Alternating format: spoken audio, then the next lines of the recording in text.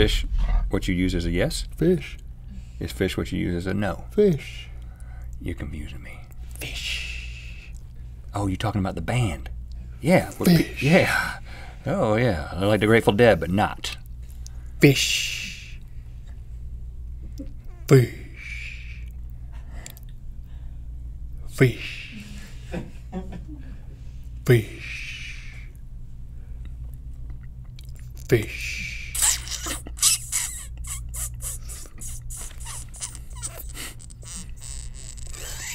Okay. Fish. Fish. You ever been to a Fish concert? No, but Trey was, he was taking over for Jerry on the final tour of the Grateful Dead, and Allie went to it. Yeah, Allie's a big fan of the Grateful I didn't Dead. ask her about it because I felt like I knew so little that any question I would ask would be stupid. Is that how Fish people talk? I didn't ask her. I'll tell my one quick story because I have a whole lot less. I got one surgery that's ever happened to me, and that was ingrown toenail. Really? That's it, man. I had one surgery. I mean, was this in high school? I seem to remember. Probably middle school. Really? Middle school? Middle school, man. I had surgery in middle school, man. Oh, that's cool, dude. Middle school hardcore. I had it was one of those situations where, I mean, has anybody had an ingrown toenail around here? I mean, so just one side of my toenail was, I kind of know what it is. The cuticle was like super red, and I was like, this isn't healing, Dad. I don't know what to do. He was like, you need to go to the infirmary. So, which was that's where you went. We went there. It was the magical free doctor for you. At Campbell University, yeah.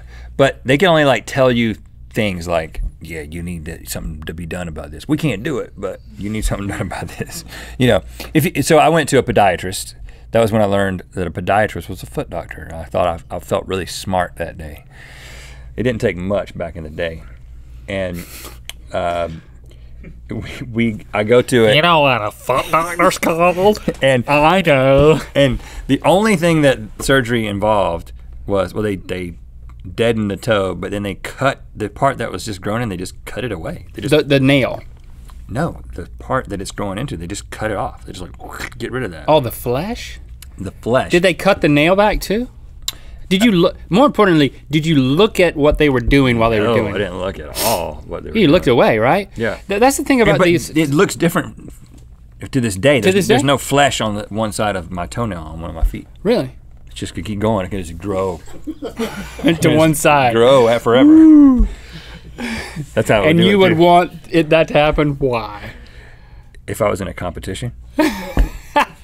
Who can make the largest sheet of a toenail? Like if you were in prison, you could use it as like a shiv. Or on the sea, I could use it as a sail. Or an oar. Put your toe boy's toe over. Toe boy, get out here. We keep him under deck. He had some kind of surgery when he was young, and now he's just got a sail He's for got a an toe. oar for a foot, man. We got a hole in the side of our ship, and toe boy sticks his toe out there. I could do so many things with it, man. I've only thought about that now. And you've only thought of two. Name a third. I said a sail, a paddle, and a competition for size. What about a plate? What about a billboard? Like, I put advertisements on it. Like, you know how you got people who like sign spinners? You could have like the toe sign boy. Of course, you know what? It's never grown that way. Nope. So this is all just a theory. It's moot. I've had surgery. I've had surgery. I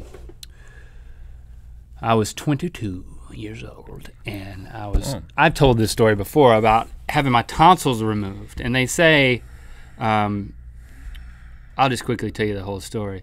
I had what they call tonsil stones, which we call little fellers, which is like, you have big tonsils and they form pits, and then like stuff starts growing in it, or like food gets caught and then like it starts getting infested. Stevie loves this. And we call it little fellers. They turn white. Well, what we call it is little. We call it little fellers because in college we called it little fellers. We call it that. We all had them. I was in Slovakia one summer, and with some other college students, and Garrett Moore was with us, and I had those, and I was getting them out of my tonsils with my tongue, as I have been known to do.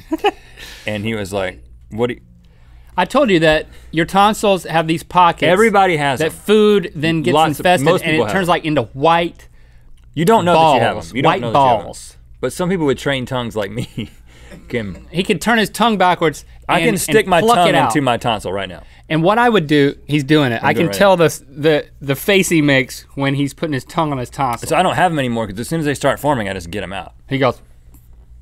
But we would get them out in college, and I was next to Garrett. And they would stink. And I said, they Garrett, stunk real what bad. do you think we should call these things? And he's like, I don't know, little fellers. And we wrote a song about it. And I couldn't get them out with a tongue, so I would get them out with a toothpick. And I would skewer them with a toothpick, and I didn't know that what I was doing was, you didn't know that this could get more gross than the actual episode. She's covering her ears. I would skewer them and like try to get them out with a toothpick, and what I didn't know I was doing was you know about these? I was making the pits bigger. I was making the holes worse. It got so bad that like they would just gather gunk that would stink. And you get sore throats and stuff like that. So I said, I'm gonna go to the doctor and I'm gonna have my tonsils removed because I have big tonsils. I have big tonsils, man. The biggest. But you know how it is when you go to the doctor and the thing that's wrong that you want the doctor to assess is not wrong that day. You're not showing any symptoms. It's not manifesting. I didn't have any little fellers that day. But in the parking lot, before I went into the doctor, I took a loaf of white bread and a toothpick, and I balled up little pieces of white bread, and I put them in my tonsil like constellations. And then I went into the doctor, waited in the waiting room, and I was like, I got a lot of bread back here. I hope these things aren't dissolving. And like Christy was like, I said, Christy, go check me in. I was married at the time. I was married at the time. I was already a grown man, married, doing something stupid like this. I was like, you check me in because I don't want to wait too long in the waiting room with this bread back there. It might dissolve. Lo and behold, I get back there, I see the doctor, I tell him the stuff, and then he's like, well, let me take a look. And I'm like, aw. And then he's like, oh, yeah, you got a lot of tonsil stones. We got to get those things out. They look like white bread. Smells like Wonder Bread back there. So they scheduled a surgery for a week or so later. And he said, you need to be careful. You need to know that you're not a great candidate for this because you're like in your early 20s. And at that age, you're prone to more bleeding as opposed to like kid who has his tonsils out, which was, for a while, there was a trend where kids would just have the tonsils taken out, just as a preventative measure. Who's had their tonsils taken out here? But they stopped doing that. All you guys have your tonsils? Mm-hmm. So he cautioned me, but I was like, no, I really want to do this.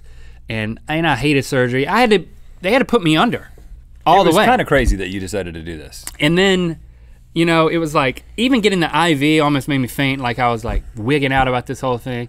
And then they cut your tonsils out and then they cauterize, they burn where it was in order to like sear it like a good steak. And then you go home and you don't eat solid foods for about a week and then it's fine, you come back for a checkup. When I came back for the checkup, I was like, Doc, it's not healing in there. It's like a bloody mess back there, like wet, bloody mess. Oh God. It's not scabbing up. This is so gross. And I actually called a few days before I had to go back, and the doctor was like, don't panic, but go directly to the emergency room. I'm gonna meet you there. And I was like, well, I'm panicking. And so I went there and he was like, we gotta perform the surgery. Basically, we have to perform the surgery again. I had to have my tonsils taken out twice. Second time they were already out, but they had to do the reason it was emergency surgery is because it was you could be bleeding to death. I could be bleeding to death. Without really knowing it. Right, and because it just goes down. But I was eating the blood, which goes back into your bloodstream. So it was okay. No, but then I had to go under again, had to do the whole cauterization surgery again, and the second time it worked. But it took. It scabbed up, but that was traumatic, man. But a lot of people have tonsil stones. I still talked to Karen and Jen, two friends of mine who were roughly my same age at the time. I talked both of them into getting to the surgery within 2 months of me having the surgery, even though I told them the story I just told you. Because when you have those tonsil stones, it's like, God, man, your breath stinks. And you get sore throats all the time, strep throat. And look at me, look. I don't know what. Ain't no tonsils in there, ain't no boulders in the back. I think they cut off some of my uvula too. That was traumatic. Yes, I don't know what the studies are, but we both had them, and like I said, I would not perform that surgery on myself.